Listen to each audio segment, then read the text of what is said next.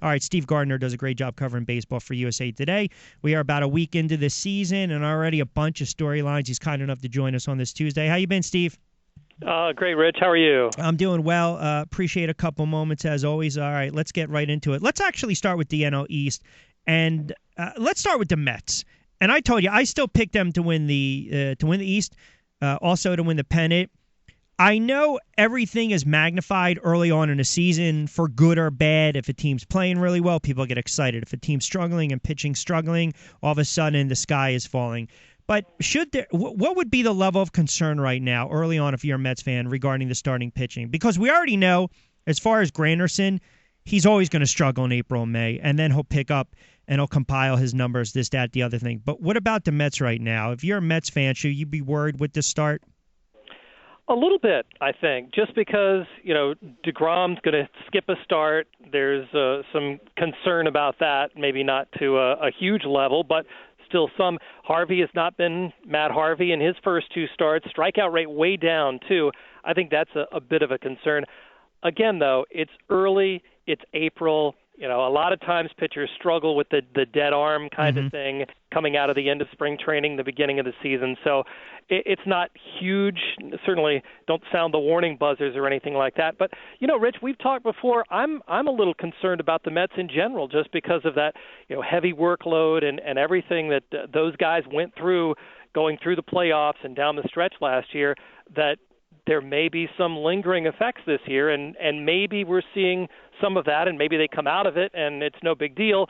But then again, some things could linger. I think when the weather gets warmer, you'll start to see a little more juice from these guys, whether it's Harvey or Syndergaard or Matz. But I'll say one thing. They had a very goofy spring training with all the stuff going on, and for a team that didn't win the World Series, maybe they got a little full of themselves. Maybe they got a little ahead of themselves. At the end of the day, though, if this team, when you look at the schedule come out of the gate, if they're not, say 15-6, 15-7 after 20-something odd games, then I think there's going to be cause for panic, because we talked about this. Their schedule is very favorable to start the season, and it's also very favorable to close the season. Yeah, and I mean, you go and they lost 2 out of 3 to the Phillies. I mean, that's not what you want to do when you're going to defend your NL pennant. So that's it has to be not what the Mets fans have expected and have wanted, and it's got to be a letdown, because last year was such, they ended on such a high note, even losing the World Series. I think that's got to be one of those things where, wow, is this the same old Mets again? Yeah. And I think there are concerns on the offense, personally, and the offense may not be as good as it needs to be to win that National League East. So let's give it a little bit more before we start really going into panic mode. How about the Chicago Cubs? I mean, you look at the awful injury that they sustained, but yet they're 6-1. They're playing really good baseball. They're scoring a lot of runs. The only game that they lost, they only scored 2 runs and a 3-2 loss to Arizona. How about the Cubs early on to start the season? Well, the great thing about the Cubs in terms of the way that things set up for them coming out of spring training and entering this season is they had so much depth, and they had guys that could fill in. They could move. Joe Madden could move the players around and give guys a day off. Well, it looks like, after the first week, they're going to need some of that depth. And losing Kyle Schwarber is huge from a power standpoint. But Jorge Soler is not a bad player. They've got Javier Baez coming up off the DL. He's going to be available. He can go into that, utility move, Swiss Army knife type role. I think the Cubs are in pretty good shape. And as we've seen, adding Dexter Fowler back and adding Ben Zobrist, giving them OBP at the top of that lineup, Jason Hayward, another good on-base guy, that's a lethal lineup. And I think they can withstand some hits like this and still be a very, very good ball club. Yeah, Fowler and Zobrist off to a great start. And then obviously Anthony Rizzo. I mean, the home run, the numbers home run only 2, but he's already driven in 10, so he's hitting the ball really well early on with the Chicago Cubs as well, with their good start to the season. Again, a couple minutes with Steve Gardner, does a great job covering baseball for USA Today, kind enough to join us on this Tuesday.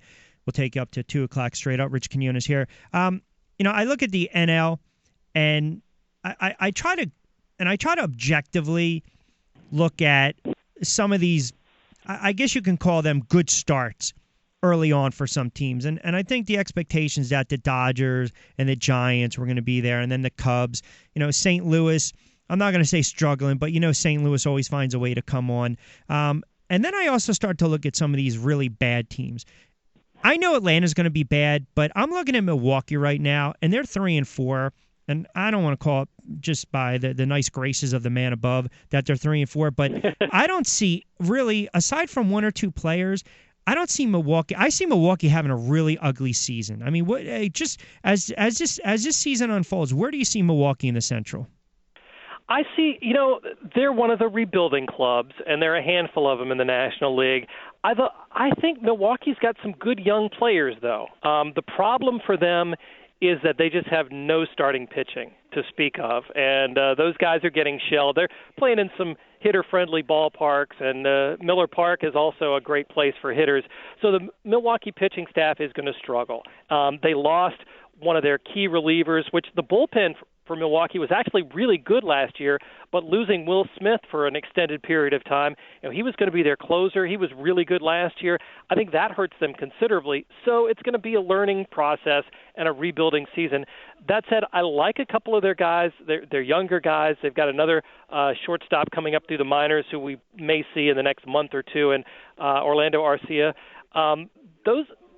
The rebuilding process is a little faster, I think, and going a little bit better than some of the others. But in terms of this season, there are going to be a lot of runs scored. They may give up more runs than anybody else in the majors this year. And as you know, if you can't pitch, you can't win. Yeah. It's funny, too, because you're talking about Milwaukee maybe struggling, and everyone's looking at Colorado, and at this point, I don't think anyone cares how many wins or losses the Rockies have. All they're going to look at is his kid Trevor Story. I mean, this to me is kind of like and I know it's different when Kevin Moss was brought up, but I mean, every time you turn around, this kid's like Roy Hobbs, the natural. I mean, home run, double, triple. I mean, how do you explain the start with this kid? Well, he's a pretty good prospect, and the fact he was part of the Futures game last year, got to see him there, had a nice showing at an RBI double, if I remember correctly. So he's been a power speed guy in the minor leagues. 20 homers, 20 steals last year. Albeit in the Rockies system, they've got some nice hitters parks in the minors too. But the fact that he came up, had a good spring, so it's not completely a fluke. And the fact that he plays his home games at Coors Field is going to help him. I think he's got the opportunity with Jose Reyes out for who knows how long to establish himself. He's done super well, and he's got a great spot hitting second in that Rockies lineup, hitting ahead of Carlos Gonzalez and Nolan Arenado. That's a pretty tasty spot to be in when you come up as a rookie. So I think he does have talent, and he's a pretty good fielder too. So we could be seeing a guy who will stick in the major leagues even after Jose Reyes comes back. I don't think we'd put Trevor Story, at least I'm not, and I have a column that I do every year giving out the Tuffy Awards for Tuffy Rhodes, who in 1994 That's right. hit 3 home runs on opening day off Dwight Gooden and was never heard from again hardly. I don't put Trevor Story in that category in my Tuffy Awards for this year. Yeah, if I see another article that he's on pace to hit 189 home runs and 300, I mean, just stop already. It's just absolutely ridiculous. How about Baltimore? Good start with the O's, 6-0. They're getting a lot of run support. Good starting pitching as well. They're getting some power numbers from Machado and Davis. And before I get your overall thoughts on the O's, I know there was an earlier report today, and I don't know how much juice or substance is in this regard. I don't want to catch off guard with this, but I guess there was a report that the Nationals were trying to pursue the O's Dan Duquette to be their team president. I don't know if you heard anything. I don't know if this is just kind of smoke and mirrors, but nonetheless, they're off to a pretty good start. They are, and I had not heard anything about that, so that's something I'll have to go check into after we hang up. But for the Orioles, I'm stunned. Actually, I thought they would be a good offensive team. I think everybody thought they'd be a great offensive team in terms of being able to hit home runs. But there's a lot of swing and miss in that lineup, and there's not a lot of on-base percentage. What I think we didn't count on is Joey Rickard coming in and being that on-base percentage guy and a contributor that's kind of part of the surprise, and the other is the starting pitching. I did not see Chris Tillman pitching as well as he has, or really Ubaldo Jimenez, any of those guys in the starting rotation. And once you can get past 5 innings, 6 innings, and get into the bullpen, that's where the Orioles are probably one of the better teams in baseball. So you get the lead and get it to O'Day and Zach Britton. That's great. I mean, that's the perfect strategy for Baltimore. Get a lead early, too, and so far those sluggers have been able to do that. Yeah, as a team batting .291. How about Sterling Castro for the Yankees and what he's done? I mean, again, you look at this team. We've talked about the Yankees and their lineup. I think they just flat out look old, and they're hoping that guys like Ellsbury, Teixeira, A-Rod, if you get a third of what A-Rod gave you last year, you're excited. You know, McCann trying to have a bounce-back year. But thus far, you look at Sterling Castro, he's been basically just a welcome spot, a welcome addition for the Yankees. And it's not like he came out of nowhere, too. I mean, he had a 200-hit season as a rookie with the Cubs, and, you know, over 1,000 or maybe right at 1,000 hits in his career at age 26. I think, you know, the fact that the Cubs moved him off of shortstop, he could have taken that as a demotion and sulked about it last year. Instead, he took what was a subpar season going forward and at that moment completely turned things around. And I think that says a lot for his work ethic. And then going over to the Yankees again, still seems focused and is having a great start to the season. And you're right, the Yankees need young guys like Starlin Castro and Didi Gregorius and some of those other guys to kind of carry the load, because you never know what's going to happen when you've got the Beltrans and Teixeiras and A-Rods and all those older guys, you know, possibly having to worry about injury concerns throughout the season. 2 more before I let you get out of here. Daniel Murphy, you know, maybe he's trying to revisit that playoff magic, but absolutely smacking the ball all over the place with Washington, batting close to 480, 471, I believe, on the season. Couple home runs, 7-8 ribbies to boot as well. Been on base 17 times. You know, again, this is kind of, I don't want to say smoke and mirrors, but sometimes you can drive that car off the lot and you never check the engine, and then 5 miles down the road, all of a sudden, the engine just stalls. I mean, is this a case of Daniel Murphy maybe just early on finding a groove at the plate and just getting hot at the right time, or is this, or I should say, are the Washington Nationals hoping that they can get this consistency in production 100 games out of 162 from Murph? I think that's the player that they saw when they went out and got him this offseason. The Nationals, speaking of teams that had a lot of swing and miss in their lineup, the Nationals did. They were one of the top strikeout teams in all of baseball last year, and they went out and they got Ben Revere and Daniel Murphy both in the top 4 in terms of contact rate in all of Major League Baseball. Murphy puts the bat on the ball, and right now everything seems to be falling in.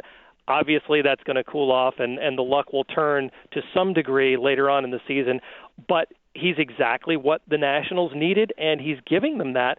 I think they can live with his defense, and we may see Trey Turner, who's a very good defensive player, come up later on in the season and possibly, mitigate some of the defensive challenges that they have with Murphy. But as long as he's hitting as well as he is and making such good contact, they can live with whatever he does on the defensive side. And I think he has the potential in that Washington lineup with a lot of good bats to be an impact kind of hitter. Maybe not as much as he is right now, but just get the bat on the ball, hit a few doubles, hit a few home runs, and they're going to be guys on base in front of him hitting, down in that 5-6 spot in the lineup. Got about a minute to go before I let you get out of here. The Phillies' bizarre play yesterday with that infield fly rule, but I'm more concerned with Aaron Nola. And I don't think it was shaky. I don't think it was solid. I think it was a good outing. He's still a young pitcher, and the issues with him is inconsistency. Look, 9 strikeouts, 6 innings. You take that, but I guess as a whole, you can look at those outings from starting pitching for the Phillies to keep them in games, but man, you're almost thinking to yourself, even if the starter gives up 3 or 4 runs, it's going to be a tough road for the Phillies to overcome that type of deficit, because the offense is just stagnant. I mean, you've got a bunch really just of young guys, platoon guys, I should say, and you've got a couple guys in there with Franco, but Ruff's an impatient hitter. You certainly don't know how much gas is left in the tank with a guy like Ryan Howard. So I guess the question is, if I were to ask you what's going to carry the Phillies more this year, is it going to be their starting rotation, or I don't even want to say is it going to be their offense? Let's just say this. How far is their starting rotation going to carry them this year? I think it can carry them a decent amount, and they're going to have to lean on the starting rotation, because if they can get starts like Hellickson is giving them in the first two games, Nola has been really impressive to me. I look at the number that jumps off the page is that strikeout to walk ratio. 17 Ks, no walks in 14 innings. Yeah. This was a guy that, coming up through the minors, wasn't really a strikeout pitcher, and yet, at least in the first two games, has been great, been making opponents swing and miss like crazy. So that's a great sign. And Vincent Velasquez, very nice start. So I think, if the Phillies have a strength that they're going to need to lean on this season, it's definitely the starting rotation. Now, you could probably say almost the opposite about the bullpen, and which is a mess. What really is deflating is when the starting pitcher does have a quality start and gives them a lead into the 7th and 8th and 9th and have those leads blown. That's where it could be really deflating. But no, I think there are a lot of good things that I've seen so far from the Phillies and their starters so far. Yeah, and the middle relief and the bullpen, you're right, something that really wasn't addressed at all in the offseason. It is very early on in the baseball season, so let's not get too high, let's not get too low. Exact. Good words to live by. Steve, appreciate it, pal. We'll talk next week. Great insight as always, my friend. Thanks, Rich. Appreciate it, and looking forward to it next time. You got it. Steve Gardner from USA Today.